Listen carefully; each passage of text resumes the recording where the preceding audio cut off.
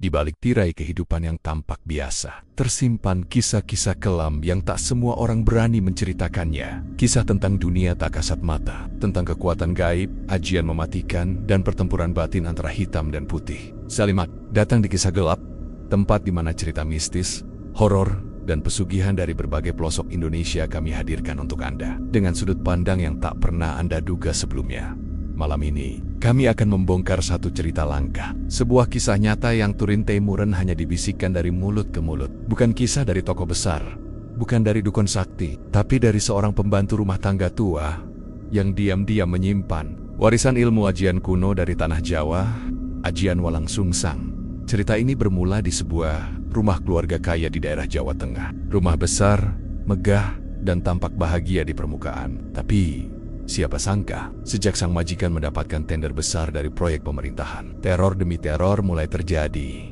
Anak-anak sering kesurupan, makanan tiba-tiba membusuk, hingga sosok hitam besar kerap menampakkan diri di langit-langit rumah. Dokter angkat tangan, psikiater tak mampu menjelaskan. Sampai akhirnya, satu persatu orang rumah mulai jatuh sakit secara misterius. Dan di saat semua mulai putus asa, Mbak Lastri, pembantu yang sudah bekerja puluhan tahun tanpa banyak bicara tiba-tiba bersikap aneh. Ia mulai mengurung diri, menaburkan bunga 7 rupa di sekeliling rumah, dan setiap malam membaca mantra dalam bahasa Jawa kuno. Tak ada yang tahu bahwa Mbak Lastri bukan orang biasa. Darah keturunan leluhur dari Gunung Lawu mengalir dalam tubuhnya, dan malam itu, ia akhirnya memutuskan membuka segel ilmu terlarang, ajian Walang Sungsang. Ajian yang konon bisa membalikan arah serangan santet, bahkan membuat pengirimnya sendiri celaka. Apa yang sebenarnya terjadi malam itu? Bagaimana pertarungan gaib antara ilmu hitam dan ajian putih terjadi di dalam rumah itu? Dan siapa sebenarnya sosok yang diam-diam mengincar keluarga majikan tersebut? Simak selengkapnya hanya di Kisah Gelap. Jangan lupa subscribe, aktifkan loncengnya, dan siapkan diri kalian. Karena kisah malam ini bisa saja terjadi di sekitar Anda. Di sebuah kota kecil yang mulai berkembang pesat di wilayah Jawa Tengah, hiduplah sebuah keluarga yang dikenal oleh warga sekitar sebagai panutan. Keluarga ini terdiri dari Pak Harun, seorang kontraktor sukses yang kerap menangani proyek-proyek pemerintah berskala besar. Bu Lilis, istrinya yang lembut dan aktif dalam kegiatan sosial, serta 2 anak mereka, Nadine yang baru duduk di bangku SMP, dan adiknya, Arka, yang masih duduk di kelas 2 SD. Mereka tinggal di rumah besar bergaya, semi klasik yang berdiri megah di pinggir kota. Rumah itu memiliki taman yang rapi, pagar besi tinggi, dan kaca besar di ruang tamu yang selalu tampak bersih mengilap. Warga sekitar mengenal keluarga ini sebagai pribadi yang ramah. Mereka tidak pernah pamer harta, walau jelas terlihat bahwa hidup mereka sangat berkecukupan.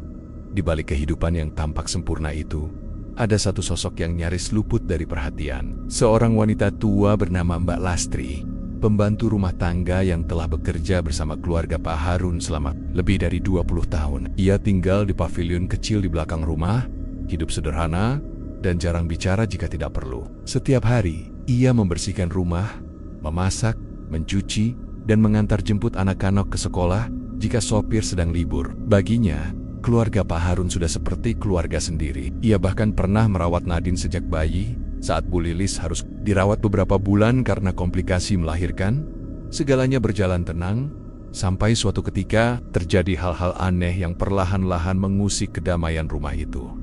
Awalnya, hanya dianggap kebetulan. Nadine mulai sering mengeluh sakit kepala tanpa sebab, meskipun hasil cek kesehatan menunjukkan bahwa ia dalam kondisi prima. Arka tiba-tiba sering menangis malam-malam, menunjuk ke pojok kamar dan berkata bahwa ada nenek tua berdiri di situ.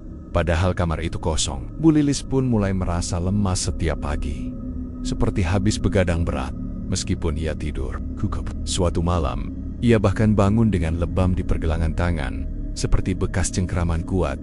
Pak Harun mencoba menenangkan keluarga, menganggap semua ini karena tekanan dan kelelahan. Ia sendiri tengah sibuk mengurus tender proyek besar senilai miliaran rupiah yang baru saja ia menangkan, mengalahkan 2 rekan bisnis lamanya yang sempat tersingkir. Tapi kejadian janggal itu tidak berhenti, malah semakin parah.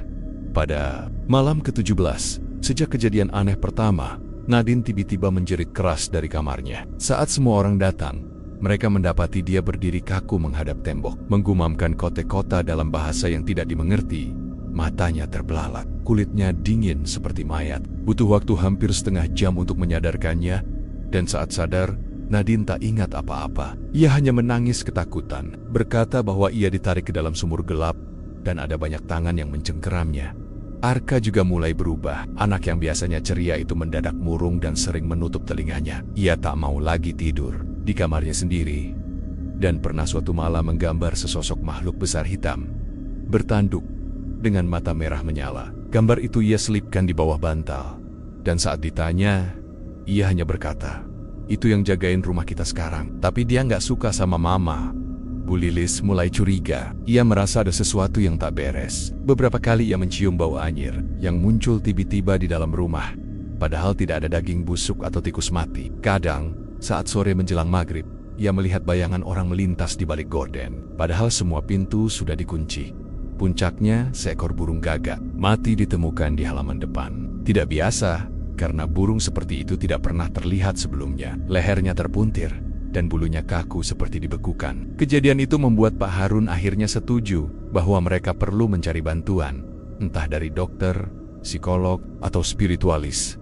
Namun dari sekian banyak bantuan yang datang, tidak ada satupun yang benar-benar berhasil mengusir teror yang terus-menerus datang. Seorang ustadz sempat datang dan membacakan ruqyah. Namun ia merasa lemas luar biasa dan muntah darah setelah membaca ayat tertentu di ruang tengah. Seorang paranormal lokal hanya berkata bahwa rumah ini sedang dililit energi negatif yang sangat kuat, lalu menolak untuk kembali datang. Yang paling aneh, para tetangga pun mulai ikut terganggu. Ada yang mengaku mendengar suara gamelan dari arah rumah Pak Harun saat tengah malam. Ada pula yang melihat anak perempuan berkebaya merah duduk di atap rumah bagian belakang sambil menyisir rambut. Semuanya mengarah pada satu hal. Rumah itu sedang tidak baik-baik saja. Pak Harun mulai stres. Ia kehilangan fokus kerja, kehilangan tender lanjutan karena dianggap tidak hadir dalam rapat penting. Bu Lilis mulai sering linglung. Bahkan, pembantu-pembantu harian yang biasa dipanggil saat acara besar menolak datang. Hanya Mbak Lastri yang tetap bertahan. Namun, wajahnya mulai berubah. Tak lagi sekadar pendiam. Ada ketegangan di sorot matanya, seolah ia tahu sesuatu. Namun belum waktunya untuk bicara. Rumah yang dulunya penuh tawa, kini sunyi dan gelap. Lampu-lampu sering padam sendiri. Televisi menyala di tengah malam, menampilkan saluran kosong dengan suara mendengung keras. Arka makin kurus. Nadine berhenti sekolah. Dan Bu Lilis mulai berbicara sendiri. Malam-malam menjadi sangat panjang. Hari-hari terasa tak punya harapan. Tanpa mereka sadari, kekuatan gelap yang mengincar keluarga ini bukan hanya iseng, tapi memang dikirim. Ada yang sedang ingin mereka hancur, secara perlahan, tapi pasti. Dan ketika segalanya hampir runtuh, justru dari sosok yang tak mereka duga sama sekali, pembantu tua yang selama ini mereka anggap biasa saja, muncul harapan terakhir.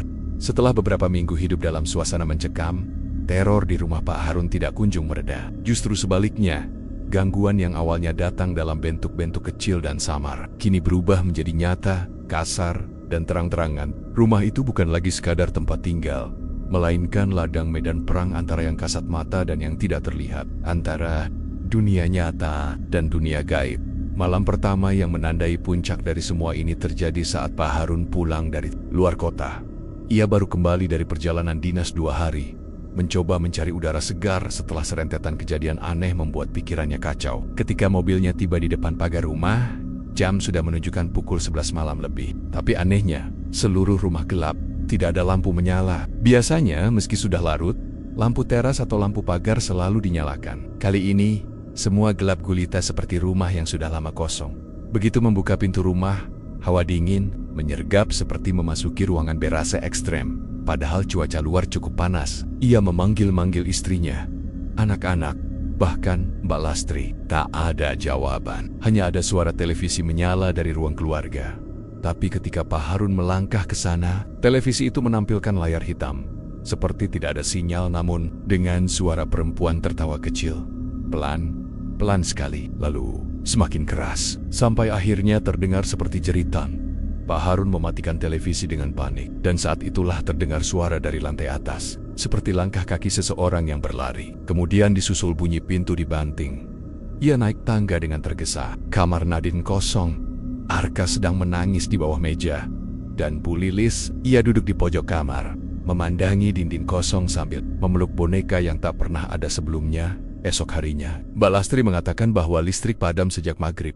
Tapi anehnya, hanya rumah itu yang terdampak. Rumah tetangga semua menyala normal. Saat teknisi PLN datang memeriksa, ia kebingungan.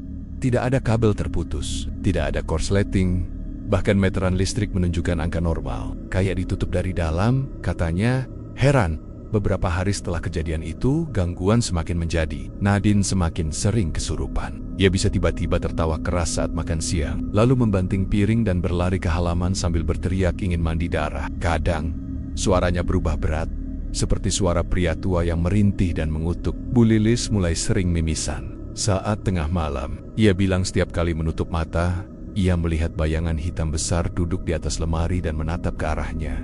Arka, anak paling kecil itu, suatu malam tiba-tiba tidak bisa bicara. Letonik, ia hanya bisa menanjuk-nanjuk ke arah pintu, sambil tubuhnya gemetar.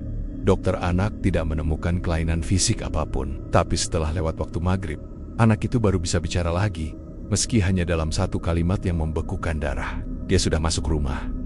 Mama dibawa duluan, dan benar saja.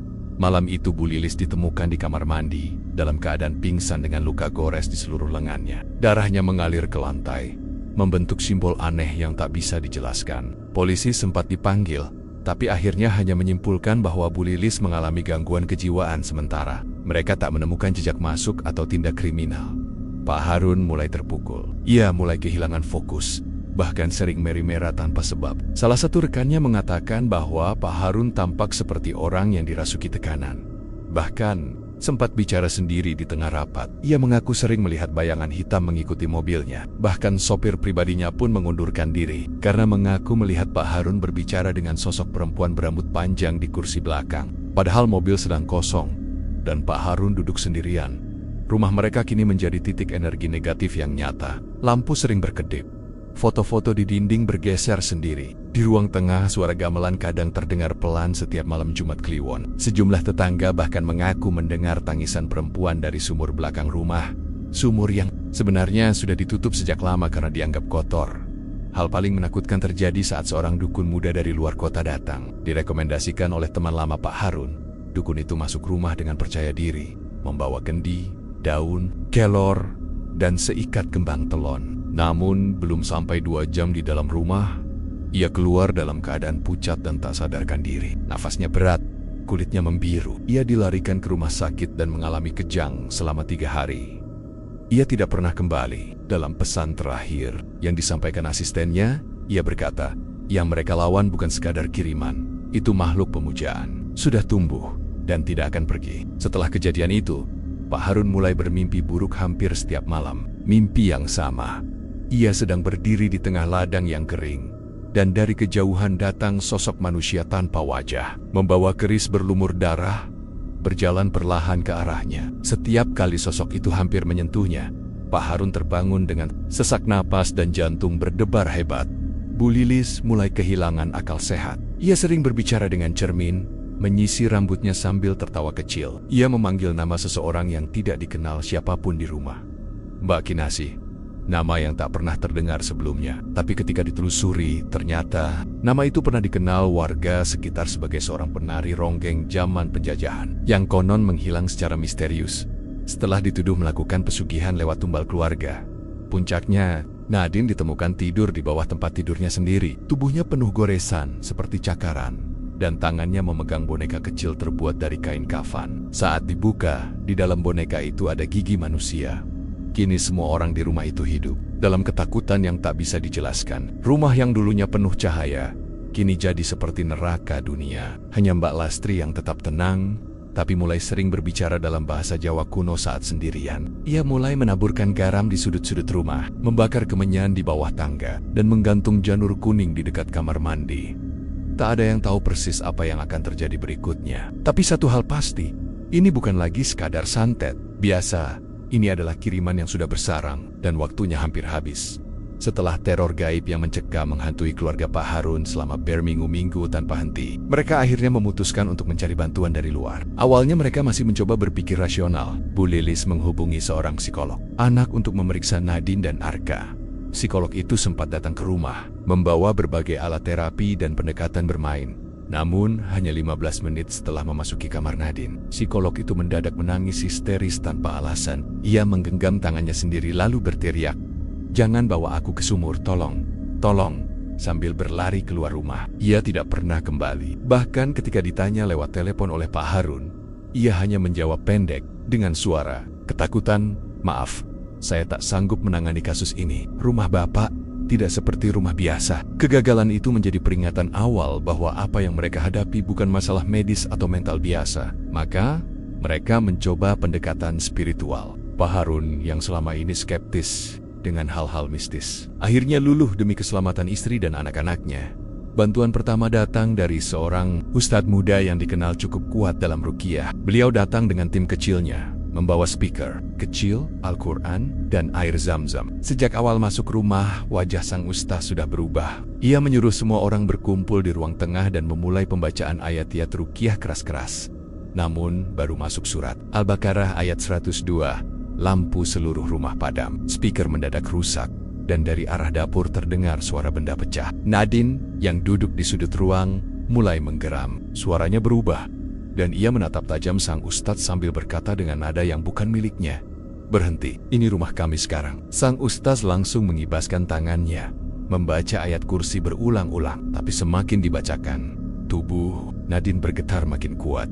Arka menjerit, lalu muntah darah. Bu Lilis jatuh pingsan. Sementara sang ustadz, peluh dingin mengucur dari pelipisnya. Tiba-tiba ia berhenti membaca, menggigit lidahnya sendiri sejenak, lalu bangkit dan berkata singkat, "Maaf, yang ada di sini bukan jin biasa. Saya harus pergi sebelum saya ikut diseret." Sejak hari itu, keluarga Pak Harun tahu mereka tidak sedang berhadapan dengan entitas jin yang sekadar usil. Ada kekuatan yang jauh lebih tua, lebih gelap, dan lebih terstruktur. Bantuan kedua datang dari dukun terkenal di daerah timur. Orang ini bahkan dipanggil dari luar provinsi atas rekomendasi teman lama Pak Harun yang pernah mengalami kasus serupa. Dukun itu datang dengan 2 muridnya, membawa peti kecil berisi keris pusaka, bunga 7 rupa, dan dupa. Proses pembersihan dimulai sejak pukul 10 malam. Ia berkeliling rumah sambil menaburkan abu, membaca mantra dalam bahasa Jawa kuno. Pada awalnya suasana terasa tenang, tapi ketika ia sampai ke ruang keluarga, tempat yang paling sering menjadi pusat gangguan, tiba-tiba dupa yang dibawa padam sendiri, dan keris di tangannya meleleh seperti lilin yang dibakar. Salah satu muridnya langsung tersungkur, kejang-kejang di lantai. Dukun itu berteriak kepada Pak Harun, "Tutup semua cermin, cepat! Ini bukan rumah, ini gerbang sudah dibuka, dan kalian terlambat." Seketika itu juga, dukun tersebut menghentikan ritual. Ia membawa muridnya yang belum sadar dan meninggalkan rumah malam itu juga. Bahkan tanpa menagih bayaran, Pak Harun benar-benar frustasi. Ia mencoba menghubungi seorang biksu tua dari daerah Semarang, yang dikenal sering membersihkan lokasi kerasukan roh gentayangan. Namun sang biksu pun menolak halus. Ia berkata, "Saya tidak masuk jika di tempat itu ada penunggu tumbal. Itu wilayah kekuatan tua, bukan domain saya." Tak menyerah, Bu Lilis sempat mencoba jalur modern. Ia menghubungi seorang konten kreator spiritual yang sering melakukan ekspedisi mistis di YouTube. Tim konten tersebut datang dengan kamera, alat EMF, dan sensor suara. Tapi sebelum mereka sempat merekam apapun, kamera mereka mati total. Dan salah satu kru mengaku melihat sosok wanita berdiri di balik tirai kamar Nadine, menatapnya sambil memutar-mutar kepalanya sampai terdengar bunyi patah. Rekaman mereka tidak pernah bisa diambil kembali. Semua file di dalam kartu memori rusak. Bahkan laptop yang digunakan untuk mengedit video mengalami overheating hingga terbakar ringan, Pak. Harun dan Bu Lilis akhirnya mencoba jalur agama lain, pendeta Kristen. Bahkan seorang penganut kejawen sepuh yang dikenal sebagai penjaga sendang, keramat, namun semuanya mundur atau menyerah sebelum mencoba. Salah satu dari mereka bahkan berkata, "Saya bisa membersihkan tempat ini, tapi kalau kirimannya dari jalur pesugihan dan sudah tumbal nyawa, maaf saya tidak berani." Itu, keadaan dalam rumah semakin memburuk. Nadine berhenti bicara. Arka selalu demam tinggi setiap malam, dan hanya sembuh menjelang subuh. Bu Lilis mulai melamun berjam-jam di depan cermin, dan ketika dipanggil, ia hanya menoleh pelan dan tersenyum tanpa ekspresi. Pak Harun sendiri mengalami kejadian ganjil. Ia sering menemukan bunga kantil di bawah bantalnya. Kadang, saat hendak keluar rumah, kakinya seperti berat melangkah, seolah diikat oleh sesuatu. Di dalam dompetnya pernah ditemukan potongan rambut panjang, dan di kamar mandi pernah terdengar suara orang menangis disertai aroma melati yang menyengat. Puncaknya terjadi ketika sebuah burung gagak hitam besar menabrak kaca depan rumah dan mati. Dari paruhnya mengalir darah segar, padahal tak ada luka terbuka di tubuhnya. Di dada burung itu tertulis dengan darah, "Balasan telah turun." Itu menjadi pertanda bagi Mbak Lastri yang selama ini hanya mengamati dalam diam bahwa apa yang selama ini ia takutkan telah benar-benar datang. Seluruh bantuan manusia biasa telah gagal. Jalan logika dan ilmu telah mentok. Dan satu-satunya harapan mungkin hanya ada di tangannya. Tangannya yang tua, tangannya yang dulu bersumpah tak akan membuka kembali ilmu yang telah dikubur turun-temurun. Tapi demi keluarga ini, ia siap melanggarnya. Di tengah kekacauan batin dan kehancuran perlahan yang dialami keluarga Pak Harun, hanya satu sosok yang tetap berdiri tegak di rumah itu. Mbak Lastri. Ia tak pernah bicara banyak, tak pernah ikut campur dalam keputusan keluarga, dan selalu menjalankan tugasnya seperti biasa, memasak, menyapu halaman, merapikan tempat tidur, dan mencuci pakaian. Namun sejak gangguan di rumah itu mulai menyeruak, ia berubah, bukan menjadi panik seperti anggota keluarga lain, bukan juga menjadi sosok sok tahu, seperti para dukun atau ustadz yang datang sebentar lalu lari terbirit-birit. Justru perubahan Mbak Lastri datang dari diamnya. Ia menjadi lebih tenang, lebih sunyi dari biasanya. Ia lebih sering duduk sendirian di dapur saat malam tiba, memandangi api kompor sambil sesekali membisikkan sesuatu dalam bahasa yang tak dikenal oleh siapapun. Suaranya pelan, berirama seperti nyanyian doa kuno. Tatapannya sering kosong, namun bukan kosong karena ketakutan, melainkan karena pikirannya sedang berada jauh di tempat lain. Di masa lalu, di dunia yang tak bisa dilihat orang biasa, Pak Harun sebenarnya pernah curiga. Ia melihat beberapa kali Mbak Lastri menaburkan garam di bawah tangga, menggantungkan kantong kecil dari kain hitam di belakang pintu, dan menyembunyikan sesuatu di sela pot tanaman di teras. Tapi karena situasi rumah sedang genting dan tak ada solusi lain, Pak Harun tak pernah menegurnya. Ia bahkan mulai berharap, diam-diam, bahwa mungkin saja wanita tua inilah satu-satunya harapan tersisa. Mbak Lastri tahu banyak hal tapi ia belum pernah menceritakannya. Ia bukan orang biasa. Sejak muda, ia sudah hidup di lingkungan yang kental dengan keilmuan kejawen. Kakeknya adalah penjaga petilasan keramat di lereng Gunung Lawu.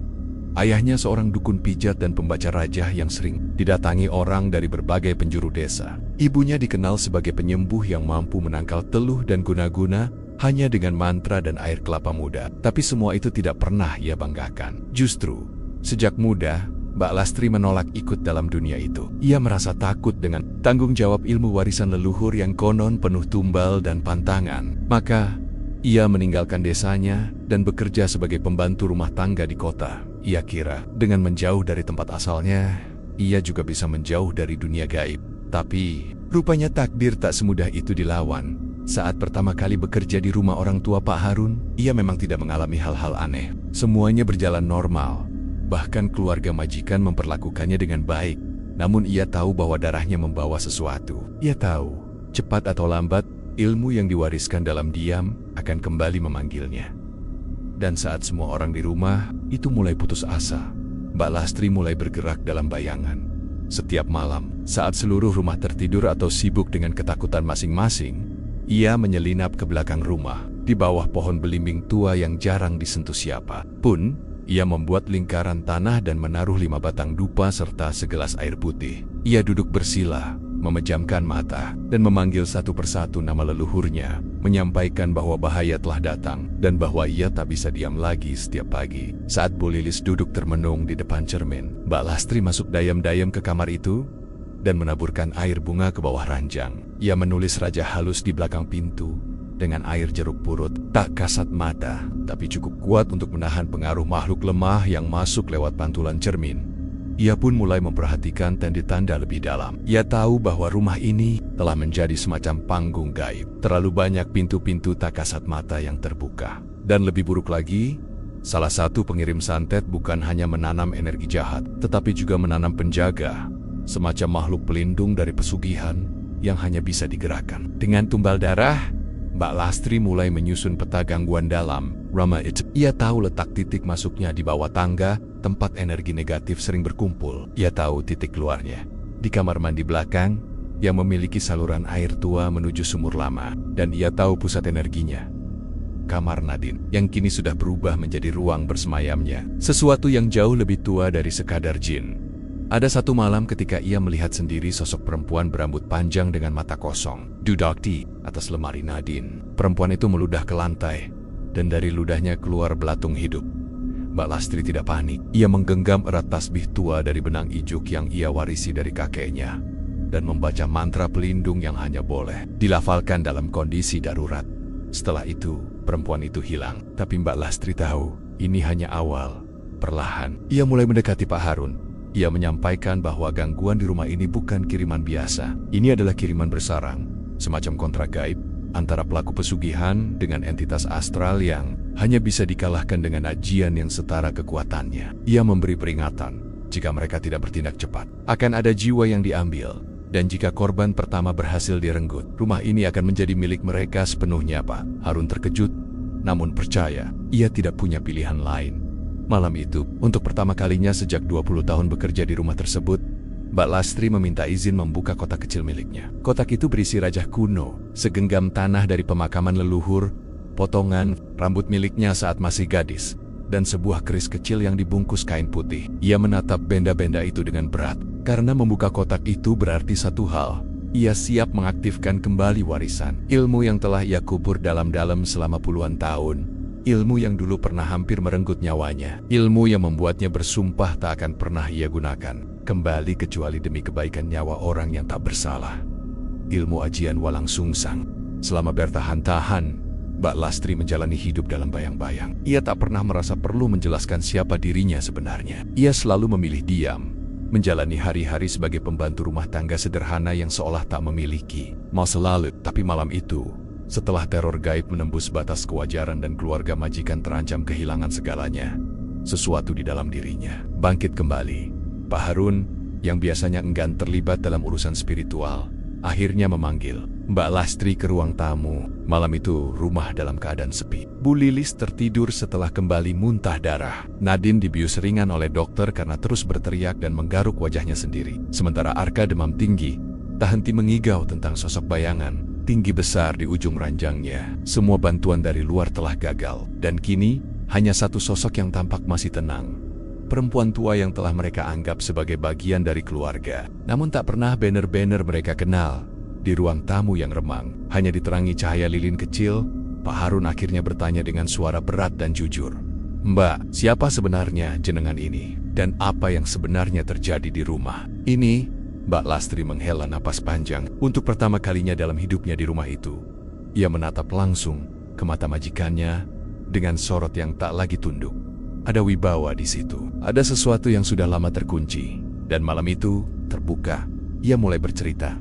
Mbak Lastri dilahirkan di sebuah dusun tua di lereng Gunung Lawu. Ia adalah cucu dari seorang Ki Ageng, juru kunci sendang keramat dan pemilik ilmu linuih yang hanya diwariskan pada darah murni garis keturunan tertentu. Sejak kecil, Lastri telah dilatih untuk mengenali tanda-tanda gaib.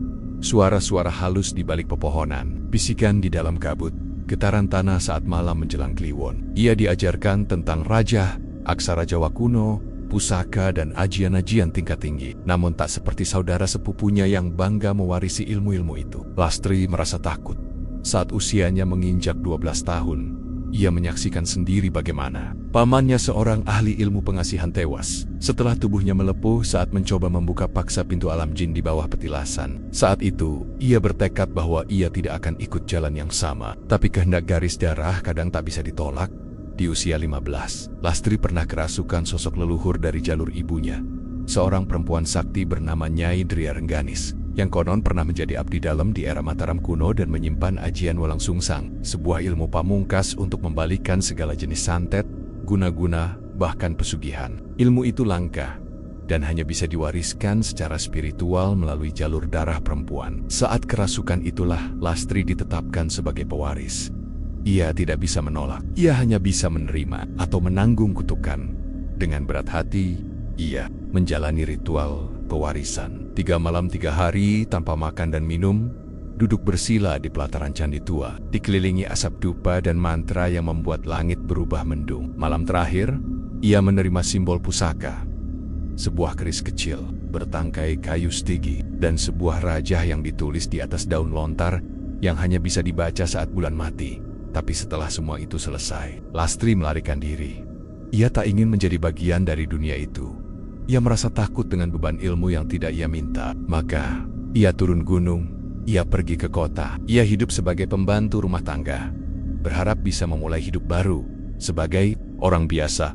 Dengan nasib biasa, ia menyimpan semua benda warisan leluhurnya dalam kotak besi kecil yang ia ikat dengan benang ijuk dan dikubur sementara di balik lemari. Namun, seperti yang pernah dikatakan kakeknya, ilmu sakti bukan untuk disombongkan, tapi juga bukan untuk dilupakan. Ia akan kembali mencarimu saat waktunya tiba. Dan kini, waktunya telah datang. Gangguan di rumah Pak Harun bukan kiriman sembarangan. Mbak Lastri telah merasakan getarannya sejak malam pertama anak-anak sakit. Tapi ia masih mencoba menahan diri. Ia masih menunggu. Mungkin masih ada jalan lain. Tapi setelah melihat sendiri bagaimana Nadine dirasuki makhluk tak dikenal, bagaimana Bu Lilis hampir kehilangan kesadaran jiwa, dan bagaimana rumah itu perlahan berubah menjadi sarang energi gelap, ia tahu waktunya telah habis dalam ceritanya. Mbak Lastri mengungkap satu hal penting. Jenis energi yang menyerang rumah ini adalah bagian dari pesugihan hitam jalur tumbal. Biasa disebat gawean saka pangawikan peteng, yaitu kiriman yang dilakukan oleh orang yang sudah menandatangani kontrak gaib dengan makhluk dari dimensi rendah. Kontrak semacam itu tidak hanya meminta kekayaan, tetapi juga membutuhkan imbalan berupa penderitaan orang lain. Dan lebih mengejutkan lagi, berdasarkan penglihatan batin yang dilakukan Lastri selama 2 malam berturet-turet lewat tirakat, ia mengetahui siapa pelakunya. Orang itu adalah rekan bisnis Pak Harun sendiri.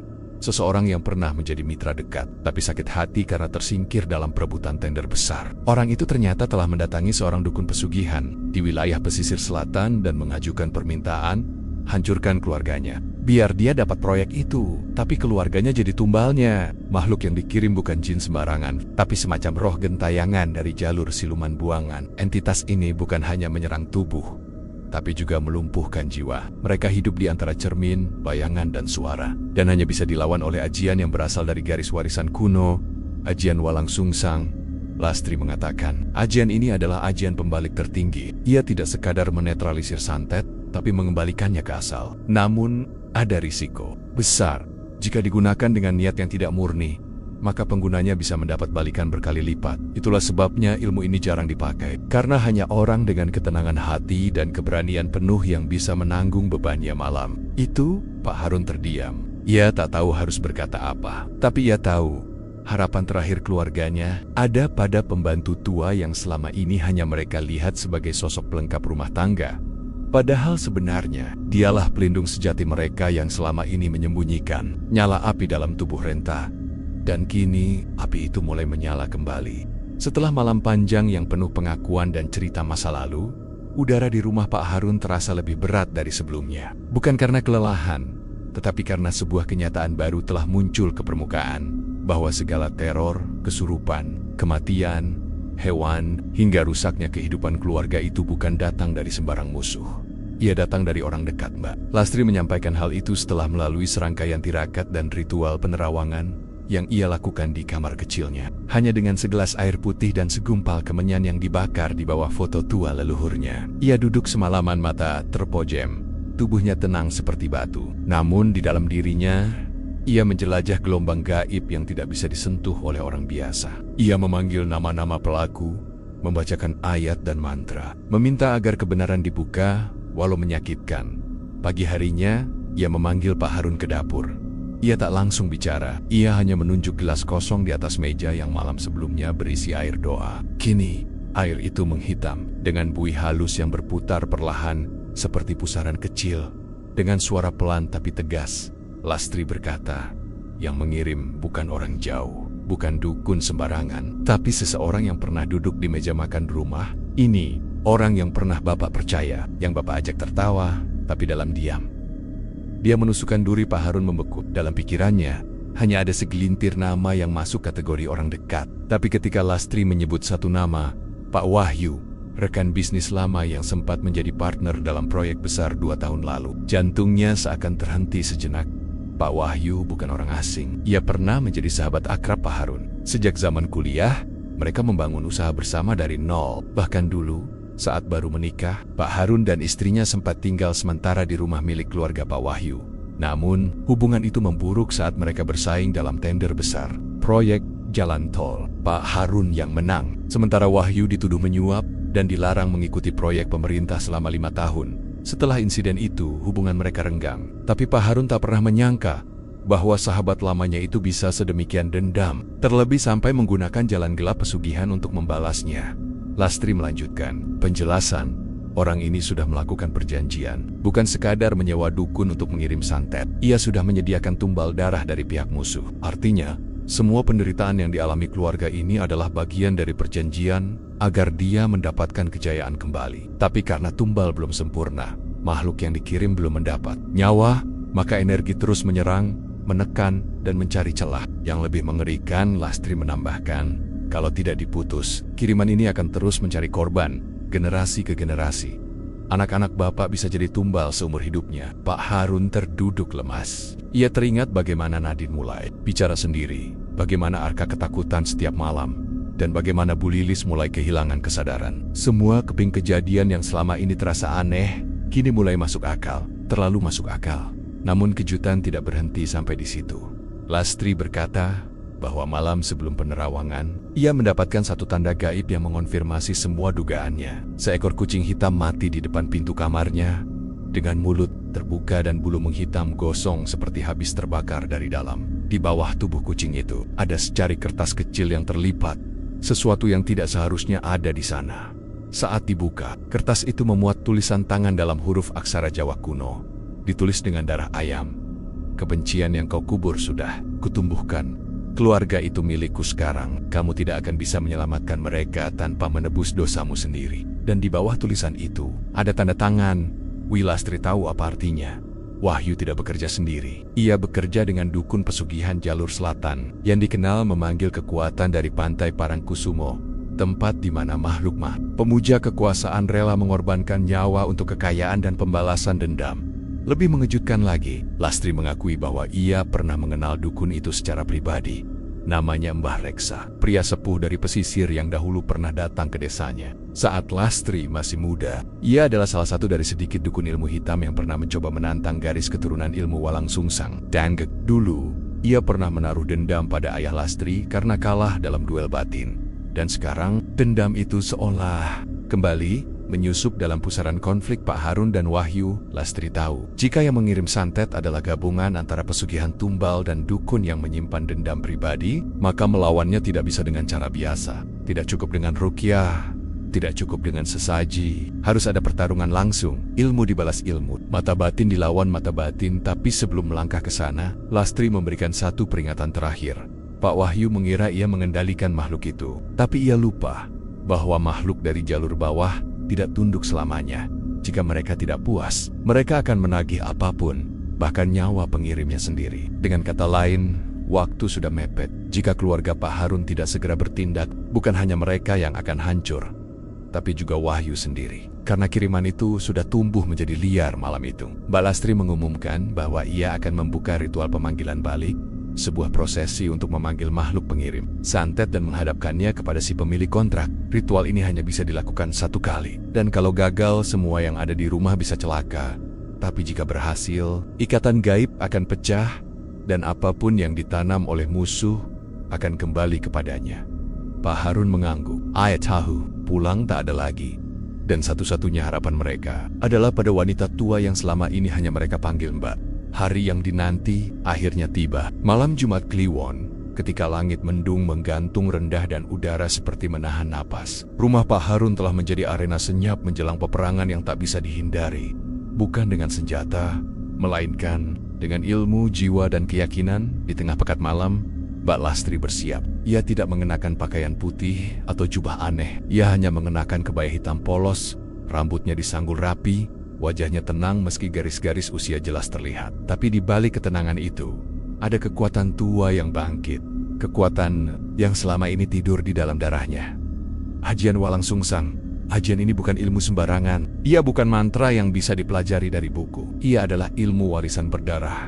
Hanya bisa dibangkitkan oleh mereka yang memiliki garis keturunan dari jalur pelindung pusaka kerajaan kuno. Ilmu ini diturunkan untuk menghadapi santet, tingkat tinggi pesugihan tumbal, dan makhluk dari jalur bawah. Dan untuk mengaktifkannya, ada syarat berat yang harus dipenuhi. Malam itu, sebelum memulai, Lastri memandikan keris kecil warisan leluhurnya dengan air dari sumur yang sudah dikunci puluhan tahun lalu. sumur tua yang dulu diyakini sebagai pintu siluman. Ia lalu menaburkan bunga telon di sudut-sudut rumah, menyusun lingkaran dari tanah liat, dan meletakkan cermin bundar dari tembaga di tengahnya. Cermin itu bukan sembarang cermin, melainkan Watu Purnama, peninggalan dari era Mataram Islam, yang hanya bisa digunakan saat malam gelap tanpa bulan. Pak Harun, Bu Lilis, dan Anokenania berada di kamar, diminta untuk tetap diam dan tidak keluar. Apapun yang terjadi, Lastri sendiri yang akan berdiri menghadapi semuanya. Karena begitulah sifat dasar ajian Walang Sungsang, melindungi dengan pengorbanan. Tepat pukul 0, ritual dimulai. Lastri duduk bersila di dalam lingkaran tanah. Di depannya, cermin tembaga itu mulai berkabut. Ia menutup mata dan melafalkan mantra dalam bahasa Jawa kuno. Ingsun, Amatek ajiku, Walang Sungsang kawitan, saka sejatining jagat, pangucaping roh, pancering urip, bali marang dudu dalanmu. Suara angin mendesir tiba-tiba, masuk dari jendela tertutup. Lampu mati serentak. Di langit-langit rumah, terdengar bunyi berderah keras, seperti benda berat yang merayap perlahan. Cermin tembaga di depannya mulai menunjukkan pancelen-pancelen asing. Bayangan Pak Wahyu sedang berdiri di tengah pemujaan. Tangan berdarah, mulutnya melafalkan perjanjian. Di belakangnya berdiri sesosok makhluk besar hitam legam, bertanduk, bermata merah. Lastri mengenal makhluk itu. Namanya Kiai Sanak Peteng, siluman pesugihan tingkat tinggi dari jalur selatan. Ritual pemanggilan balik dimulai. Lastri menusukkan ujung keris ke ibu jarinya. Darah menetes ke tanah, dan ia menggambar aksara Jawa Hanacaraka di atas cermin. Setiap huruf ia ucapkan dengan gemetar namun mantap. Di luar kamar, benda-benda mulai jatuh sendiri. Dari dapur terdengar suara air mendidih. Padahal tidak, ada api menyala. Lantai bergetar halus. Aroma kemenyan berubah menjadi amis dan menyengat. Makhluk itu muncul di balik pantulan cermin. Ait, suara rendah dan dalam, lalu berubah menjadi jeritan yang membuat kohe kakak jendela bergetar.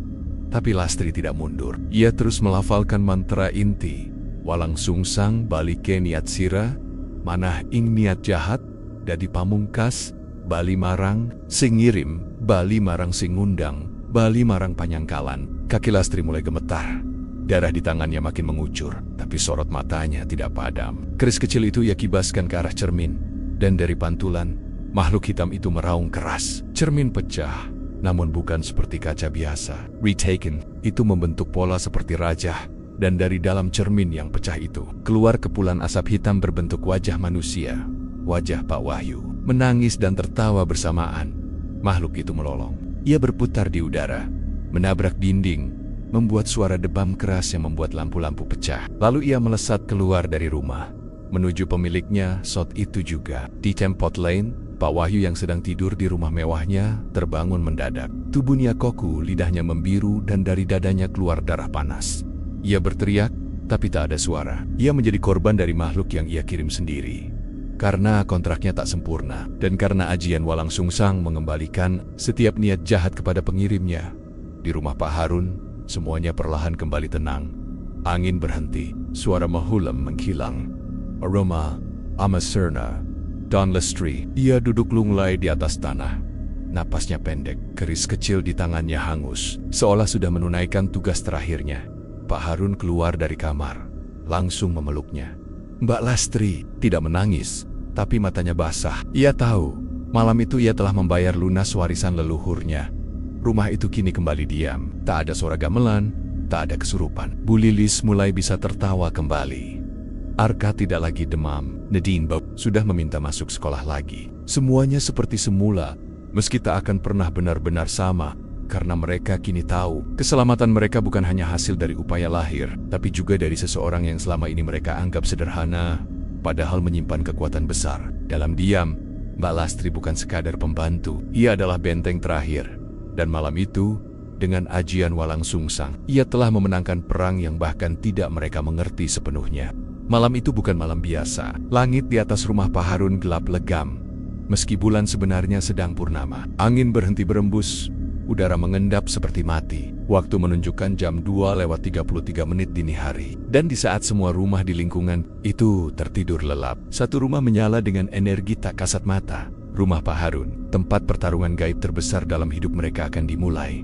Mbak Lastri telah bersiap. Meski tubuhnya rentah, Malam itu ia bukan lagi sekadar pembantu. Ia telah membuka sepenuhnya kekuatan warisan leluhur yang terkunci selama puluhan tahun. Ajian Walang Sungsang, ilmu pembalik guna dan pengusir entitas dari jalur pesugihan hitam.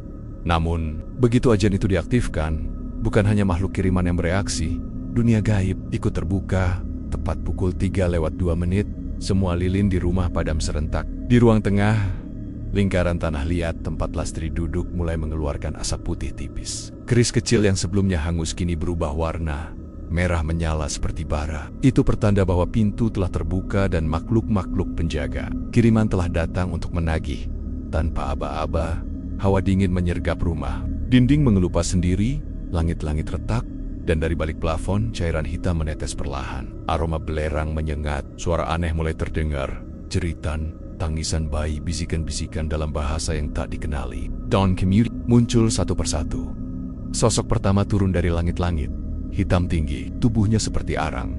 Matanya merah menyala, ia melayang tanpa kaki, rambutnya panjang sampai lantai, dan dari mulutnya mengalir air liur bercampur darah. Ia membuka mulut dan menjerit, lalu melesat ke arah lingkaran tanah tempat Lastri duduk. Namun tepat sebelum menyentuh garis lingkaran, tubuh makhluk itu terbakar sendiri. Api biru menyelimuti sosoknya, membuatnya mengaum lalu meledak menjadi asap. Tapi itu baru satu. 3 sosok lain muncul bersamaan dari 3 arah berbeda. Satu dari cermin di kamar Nadine, satu lagi dari lubang saluran air kamar mandi, dan satu merayap dari bawah tempat tidur Arka. Semua bergerak serentak menuju ruang tengah, bersatu dalam kekuatan yang menggetarkan rumah. Mereka tak menyerang Lastri langsung. Mereka berputar-putar mencoba mengacak energi ajian yang sedang aktif, sambil menciptakan ilusi dan gangguan di seluruh rumah. Di kamar, Pak Harun dan keluarganya mulai berhalusinasi. Bu Lilis melihat sosok dirinya sendiri berdiri di sudut ruangan, menatapnya sambil tersenyum seram. Nadine melihat dinding kamarnya berubah menjadi lautan darah, dan Arka kembali menggigil hebat. Tubuhnya seperti dililit sesuatu. Lastri tahu, ini bagian dari strategi mereka, mengacaukan pikiran, menggoyahkan keyakinan. Maka ia memperkuat ajian, membaca mantra kunci 3 kali berturut-turut. Walang Sungsang, pepalang sambikala, wajah gumelar ing jagat, ora anak kang bisa ngluihi dahuing Gusti. Dari ujung keris, cahaya putih menyebar membentuk tameng tak kasat mata. Namun sosok hitam dari arah cermin bergerak cepat, menyusup di antara celah. Ia menyerang dari atas, mengarah ke kepala Lastri. Tapi sebelum menyentuh, Lastri menghentak tanah dengan tangan kirinya. Tanah itu pecah dan menelan serangan. Pertarungan pun mencapai puncaknya. Makhluk keempat muncul. Sosok ini tak bergerak cepat, tapi energi yang keluar dari tubuhnya jauh lebih padat. Tubuhnya hitam kelam, namun dari kulitnya tumbuh duri-duri, seperti ranting terbakar. Matanya berisi pusaran. Lastri mengenalnya. Inilah makhluk penjaga utama, pesugihan jalur tumbal. Disebut orang-orang Jawa kuno sebagai Ronggo Sekar. Siluman yang hanya muncul jika kontrak antara dukun dan pengirim telah mencapai titik puncak. Ronggo Sekar berdiri tepat di depan Lastri. Aura rumah berubah, udara seperti tercekik. Ia tak berbicara, namun suaranya terdengar langsung di kepala Lastri. Koe ora duwe hak membatalake tumbalku. Kau siapa? Kau tak berhak membatalkan tumbalku. Lastri menatapnya. Tenang. Ia menggenggam kerisnya erat. Dalam diam ia menjawab dengan tindakan. Ia berdiri. Kakinya goyah, tapi matanya tajam. Dengan gerakan perlahan, ia menggambar rajah terakhir di udara. Rajah Sungsang Gatra Wajah, bentuk pamungkas dari ajian Walang Sungsang. Sebuah garis yang saat digoreskan, memutar arah niat jahat kembali ke pengirimnya. Ronggo Sekar melolong marah. Ia menyerbu. Tangan penuh duri itu menebas ke arah dada Lastri. Tapi saat menyentuh lingkaran rajah, tubuhnya tertarik ke belakang seperti ditarik. Angin bodoh. Rumah bergetar keras. Foto-foto di dinding berjatuhan. Dapur terbakar sendiri. Tapi Lastri tetap berdiri. Ia menyelesaikan rajah di udara dengan darahnya sendiri, lalu membacakan kalimat pamungkas. Tumbal dudu pantasing urip, go saila kebalik. Marang pangundang, yen dudu kersaning langit, bali sira marang asal mula. Ronggo Sekar berteriak, tubuhnya mencair perlahan, mengeluarkan cairan hitam dan pusaran angin panas. Sosok itu lalu melesat keluar dari rumah menuju pemilik kontrak, Pak Wahyu. Di saat yang sama, di tempat Pak Wahyu berada, ia terbangun dari tidurnya, tapi tak bisa bergerak. Tubuhnya seperti ditindih batu. Matanya membelalak melihat sosok tinggi hitam berdiri di ujung ranjangnya. Ronggo Sekar telah kembali, menagih apa yang ia janjikan. Jeritan Pak Wahyu menggema, tapi tak ada yang mendengar. Ia akan dihancurkan oleh makhluknya sendiri. Dan di rumah Pak Harun, semua menjadi hening. Ritual usai, cermin pecah, lilin menyala sendiri. Rumah menjadi dingin biasa. Tidak lagi sesak, tidak lagi pekat. Lastri terduduk, nafasnya terengah. Keris di tangannya patah dua. Tapi keluarga Pak Harun telah selamat. Dini hari berlalu. Namun keheningan yang menyelimuti rumah Pak Harun terasa lebih dalam dari biasanya. Bukan lagi keheningan karena ketakutan, tapi keheningan yang muncul setelah badai besar usai mengguncang segalanya. Udara terasa lebih ringan, aroma menyengat yang selama ini tak pernah bisa dijelaskan dengan logika tiba-tiba lenyap. Dan yang paling penting, tidak ada lagi suara-suara gaib, bisikan, jeritan, atau penampakan yang mengintai. Mbak Lastri tertidur di ruang tamu. Tubuhnya lemas, napasnya masih berat, tapi senyum tipis terukir di wajahnya. Ia tahu pertarungan telah berakhir, dan seperti yang dia perkirakan, efek balik dari ajian Walang Sungsang tidak pernah meleset. Sementara itu, di Sadet Kota, Pak Wahyu mengalami malam terburuk dalam hidupnya. Tepat saat ritual Walang Sungsang selesai, tubuhnya seperti terbakar dari dalam. Ia menjerit histeris dalam tidurnya. Namun tidak satupun pembantunya berani mendekat. Dari luar kamar, hanya terdengar suara aneh. Seperti suara binatang main kokar-keker tembok dan tangisan yang tak berasal dari manusia. Ketika pintu didobrak oleh satpam rumahnya yang nekat, pemandangan mengerikan terlihat. Pak Wahyu terkapar di lantai dalam kondisi tak sadarkan diri. Tubuhnya penuh luka lebam dan uret-uret membiru seperti terkena racun. Yang lebih aneh, di sekeliling tubuhnya terdapat jejak tapak kaki hitam, tapi bukan tapak kaki manusia. Ukurannya besar, memiliki cakar, dan mengarah keluar, lalu menghilang begitu saja di tengah udara. Dokter memeriksa, tidak ditemukan penyebab medis yang pasti. Tidak ada tanda serangan jantung, stroke, atau keracunan. Namun kondisi Pak Wahyu terus memburuk. Beberapa hari kemudian ia bangun, tapi tidak bisa bicara, lidahnya kaku, matanya kosong. Ia hanya duduk di kursi roda sambil menggigit bibirnya sendiri. Tidak sekalipun ia mengucap satu kata pun sejak malam itu. Kabar cepat menyebar di kalangan bisnis. Pak Wahyu gila, orang-orang bertanya-tanya. Bisnisnya bubar, proyek-proyeknya dibatalkan, sahamnya anjlok. Bahkan keluarganya menjauh. Tak tahan menghadapi kondisi mental dan energi negatif yang menyelimuti rumah mereka. Orang-orang mulai berbisik bahwa ini adalah balasan dari pesugihan yang gagal. Bahwa ia telah bermain dengan jalur ilmu hitam dan gagal menunaikan janjinya. Namun hanya satu orang yang tahu pasti apa yang sebenarnya terjadi. Mbak Lastri, efek balik dari ajian Walang Sungsang bukan hanya membalikan kiriman santet dan pesugihan. Ia juga mengikat jiwa pengirim dengan energi yang mereka bangkitkan sendiri. Jika sang pengirim tidak kuat, tubuh dan pikirannya akan dihancurkan dari dalam oleh makhluk-makhluk yang mereka panggil sendiri. Ajian itu tidak pernah menyerang, ia hanya mengembalikan. Dan karena ajian itu diaktifkan dengan niat perlindungan, ia tidak menimbulkan dosa bagi sang pengguna, namun menghukum pelaku dengan cara paling adil, dengan karmanya sendiri.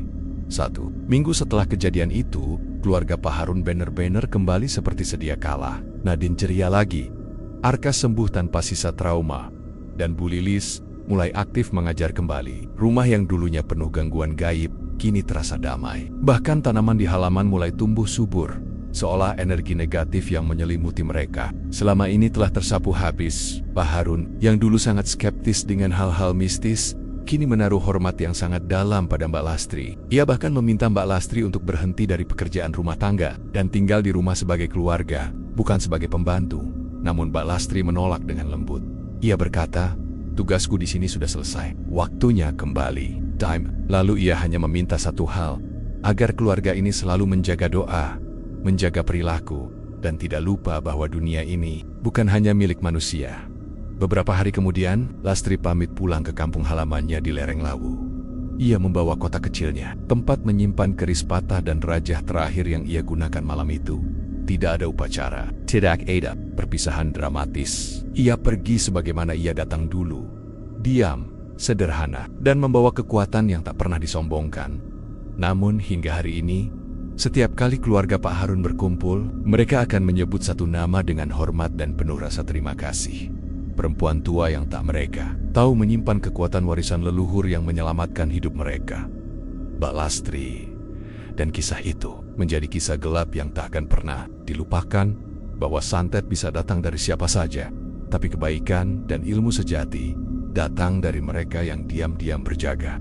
Beberapa hari setelah malam penuh keajaiban dan kengerian itu, suasana di rumah Pak Harun benar-benar berubah. Tidak hanya karena hilangnya gangguan gaib, tapi karena kehadiran seseorang yang selama ini tak mereka sadari menjadi pondasi pertahanan keluarga mereka, Mbak Lastri. Namun, perubahan itu tidak berlangsung lama.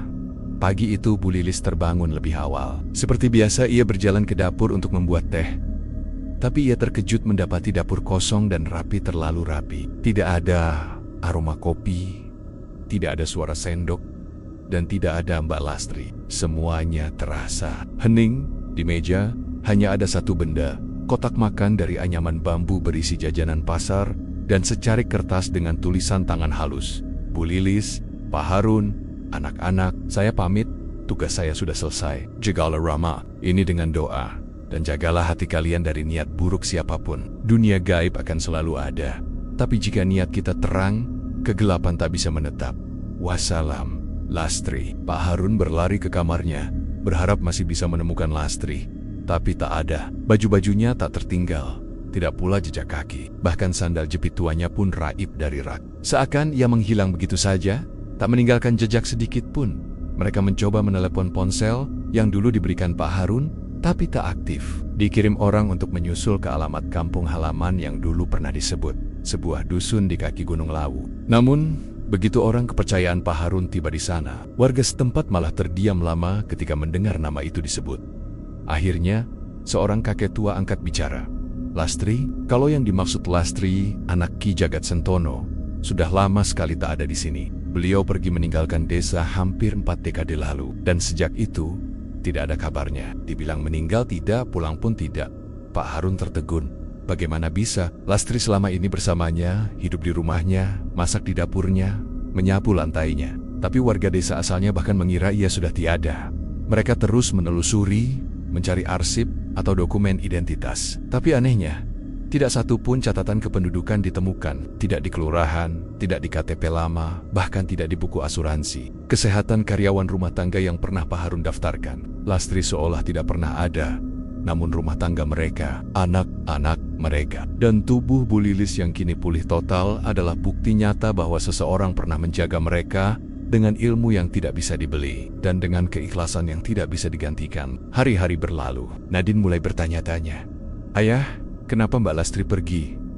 Pak Harun tak mampu menjawab. Ia hanya mengusap rambut putrinya dan berkata, "Karena kadang pelindung terbaik kita tidak akan tinggal selamanya, tapi yang mereka tinggalkan adalah keselamatan." Sejak itu, cerita tentang Lastri mulai menyebar. Mulanya dari lingkungan tetangga, lalu ke kalangan komunitas spiritual, bahkan sampai ke telinga para pelaku ilmu kebatinan yang mengenali nama ayah Lastri dari jalur Mataram kuno. Mereka Lastri sebagai wadon walang sungsang, perempuan yang membawa warisan ilmu pelindung tertinggi, namun memilih hidup dalam kesederhanaan. Tapi kisah itu tidak ditulis di buku sejarah, tidak pula dikutip media. Ia menyebar diam-diam, dari mulut ke mulut, dari dapur ke warung kopi, dari pesantren ke padepokan. Mereka bilang, jika suatu hari kalian menemukan seorang perempuan tua, berperawakan biasa, wajah bersahaja, dan tak banyak bicara, tapi auranya membuat udara terasa tenang, jangan anggap ia hanya pembantu. Bisa jadi ia penjaga terakhir kalian.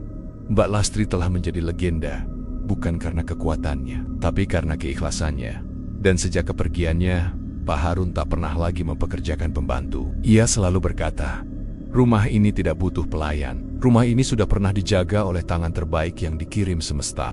Kisah ini bukan sekadar cerita tentang santet, pesugihan, atau ilmu gaib, tapi tentang kebaikan yang bekerja dalam diam, tentang orang-orang sederhana yang justru menyimpan kekuatan luar biasa, dan tentang karma yang selalu menemukan jalannya.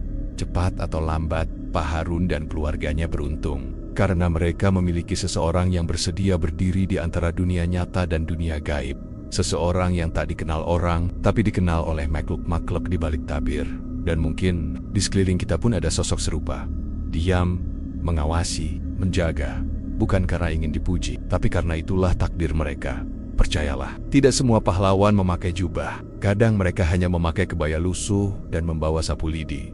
Kalau kamu merasa kisah ini menyentuh, membuat bulu kuduk merinding, atau membuka mata tentang realita dunia mistis di sekitar kita, jangan lupa untuk like video ini, komentar tentang pendapatmu soal kisah Mbak Lastri, subscribe channel Kisah Gelap. Karena setiap minggu kami akan menghadirkan cerita-cerita misteri, santet, pesugihan, dan ilmu gaib dari sudut-sudut Indonesia yang mungkin belum pernah kamu dengar sebelumnya. Karena di dunia ini, tidak semua kegelapan datang dari malam. Kadang ia datang dari hati manusia. Kisah gelap, menyibak tabir, menyingkap rahasia. Sampai jumpa di cerita berikutnya, dan hati-hati. Siapa tahu ada yang sedang mengawasi dari balik pintu.